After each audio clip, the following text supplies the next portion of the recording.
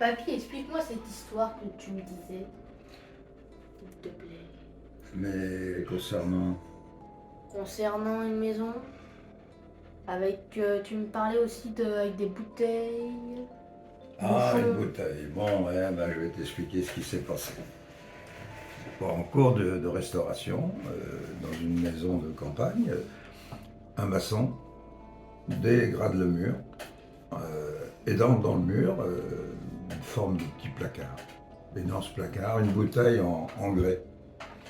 Et il y avait un bouchon. Alors un bouchon, ça m'a pas été précisé de quelle qualité ou quelle forme il était.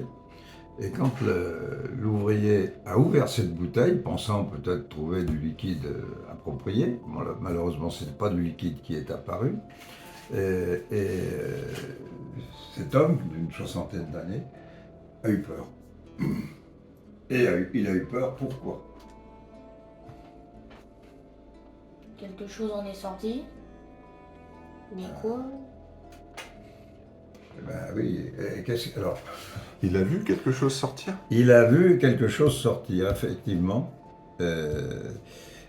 et cette chose surprenante, il a dit, comme un voile, comme un personnage, mais difficilement définissable, qui a passé devant lui, il a pris peur.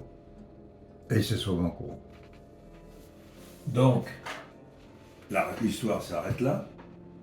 Les propriétaires font appel à des gens qui connaissent un peu le sujet. Par contre, t'as pas décrit la bouteille.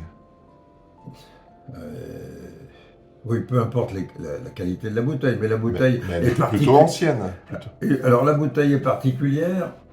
Elle était utilisée autrefois dans les campagnes pour faire ce qu'on appelait le vinaigre de vin. C'est des formes de bouteilles en grès, hein, ou alors on stockait des huiles ou des produits de longue conservation.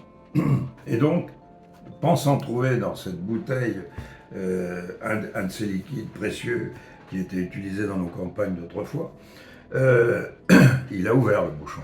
Et c'est de là qu'il a vu passer quelque chose. Je recommence. Hein. Et là, la surprise était totale, il a eu peur. Alors que cet homme n'est pas un effrayant facile, il a eu peur, il a laissé le chantier, il est parti.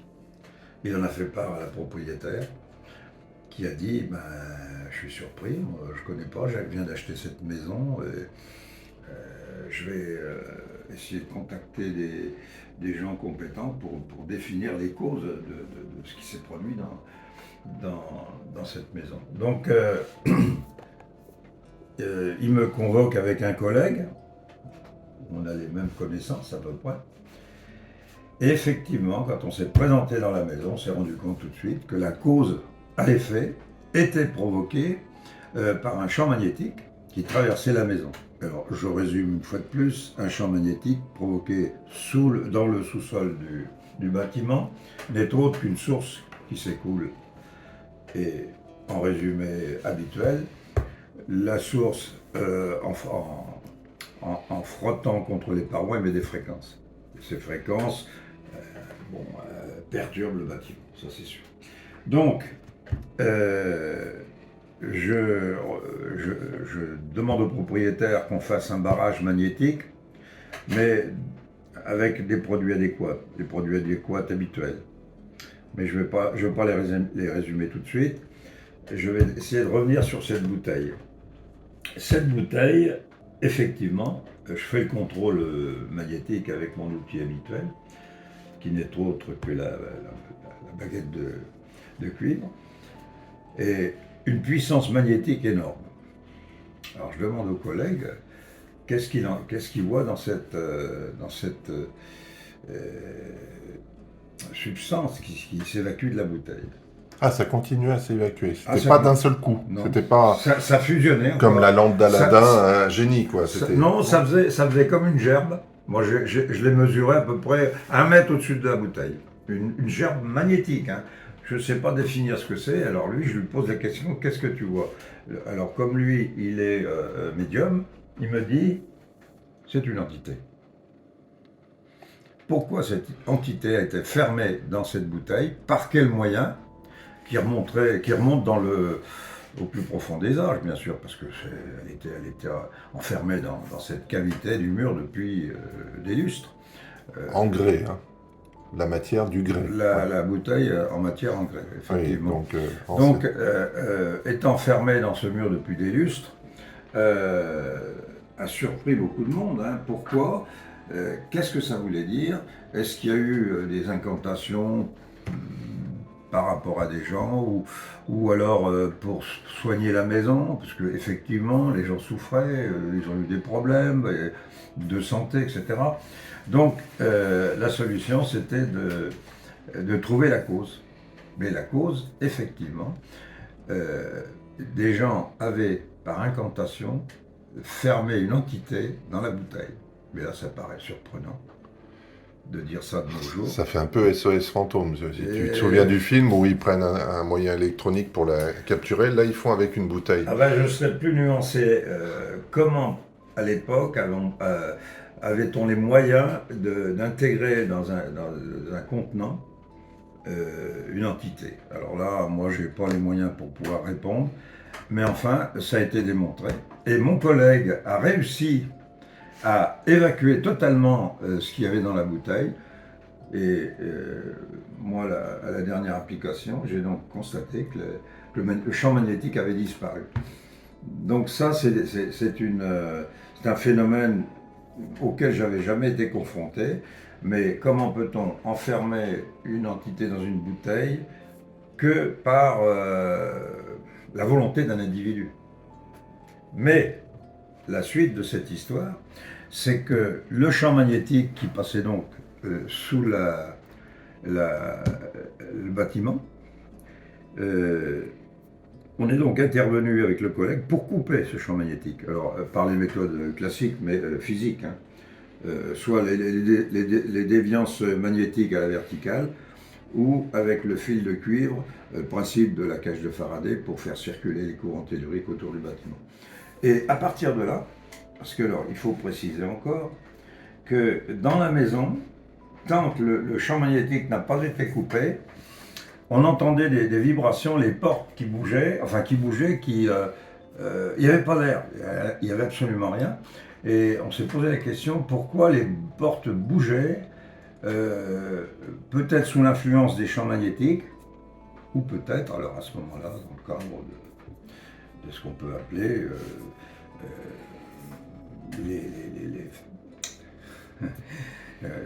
les engloutements, peut-être, qui font que, par l'intermédiaire de ces courants telluriques, on peut jouer de résonance. Et ce qui fait que les portes vibraient. Et à partir du moment où la ligne tellurique a été coupée, le silence absolu. Tout a été apaisé. Tu avais l'impression que ces mouvements autour appartenaient à la bouteille, ou est-ce que c'est la bouteille réveillait des mouvements qui pouvaient être, je sais pas, comme si c'était d'autres entités qui étaient appelées par cette entité peut-être enfermée, quoi. Voilà. Je dirais que là on est confronté à du physique et aussi à du spirituel. Il y a deux phénomènes qui s'entrechoquent, et démontrer l'un comme l'autre, c'est très difficile à notre époque, et surtout dans nos connaissances dans ce domaine, de définir pourquoi le physique et le spirituel a une incidence. Je n'ai pas encore la réponse, je l'aurai peut-être un jour, mais pour l'instant, ça reste quand même un sujet très, très épineux. Voilà. Et maintenant, la bouteille, elle est où? Alors, bien sûr, la propriétaire l'a mis de côté. C'est quand même une pièce à conviction. Et elle est totalement démagnétisée, justement, de cette entité. J'insiste bêtement sur ce terme d'entité, parce qu'on ne peut pas l'appeler autrement. Pourquoi ce magnétisme est sorti de cette bouteille, a impressionné cet homme, qui n'a pas le physique d'un type qui se laisse impressionner facilement. Et là, malheureusement, la frayeur l'a fait évacuer les lieux Donc, on va dire que c'était une frayeur peut-être plus vibratoire. La surprise. Ou, la surprise ou la vibration. C'est-à-dire que peut-être que ça émettait des vibrations tellement puissantes que ça l'a touché inconsciemment. Ouais. Parce qu'il y en a qui peuvent être impressionnés par simplement Non, une apparition. non, moi je pense que, je n'ai pas assisté à la scène, mais d'après le récit qui m'en a été fait par la propriétaire, il a été effrayé de le fait d'ouvrir cette bouteille et ce qui s'est passé par la suite. Alors, le décrire, il a été assez confus dans sa description, il a vu passer quelque chose. Est-ce l'effet de la sortie de la bouteille, est-ce que c'est plutôt une entité qui circulait autour? Incapable de répondre. Mais il y a eu un événement surprenant. Donc voilà, l'explication reste entière. Quand on n'a pas l'action immédiate en notre présence, comme ça a été le cas dans d'autres lieux, ici, on se réfère qu'à des témoignages. Et là, il a vu quoi? Lui prétend avoir vu ça, une forme surprenante, un voile, avec peut-être un individu à l'intérieur du voile. Mais qui a passé tellement vite qu'il était difficile de le décrire. Et il est passé où alors, cet individu, cette entité? Elle est passée où? Vous l'avez envoyé? Je ne suis pas convaincu, qu'elle ait disparu, puisque la bouteille était toujours en activité. L'effet de l'apparition était seulement ce qui était sorti de la bouteille, mais le contenu restait vivant dans le contenu de la bouteille. Alors ça voulait dire que c'était pour l'impressionner, à mon avis. Et c'était une mémoire ou c'était vraiment une interaction? C'est comme la mémoire de cette entité qui habitait cette bouteille ou Non, est... ça remonte à une période où les gens avaient quand même une crainte du satanisme. Et je pense que cette maison, à un moment donné, a été menacée par des voisinages malfaisants, quoi. Et donc, des incantations ont été faites avec l'intermédiaire de cette bouteille, parce que pourquoi elle avait été logée là? Pourquoi alors qu'on a des crucifix de partout dans le bâtiment, donc on avait quand même de la crainte. Et vous vous sentiez comment, vous? Ah ben moi en arrivant, je dis ça va pas là, faut nettoyer. Toi, tu te sentais pas bien? Ah oui, il faut nettoyer tout de suite le bâtiment, il a des contraintes qui viennent de l'extérieur, et qui sont indépendantes du bâtiment. Mais moi, je l'ai classé dans la catégorie physique, tout de suite d'entrée. J'ai dit, c'est forcément ça qui est la pénalité. Et ça a été confirmé. On l'a confirmé par la suite des travaux. Oui, mais ce qu'on dit, ce qui est plus ou moins démontré depuis le début, c'est que le physique favorise, on va dire, d'autres dimensions. Oui, c'est très difficile. Donc les deux sont liés. C'est très difficile de définir le physique et le spirituel plutôt. Parce qu'on ne sait pas, où est la frontière. Les fréquences, on sait qu'on a des fréquences qui peuvent intervenir par rapport, alors je vais aller encore plus loin, ce monde qui est si proche de nous. Et si la fréquence est équivalent à ce monde qui est si proche de nous, on rentre dans ce monde. Et ce monde peut être la cause de ces événements de bouteille, par exemple. Il suffit d'une fréquence favorable, en phase, et à ce moment-là, on est dans le champ.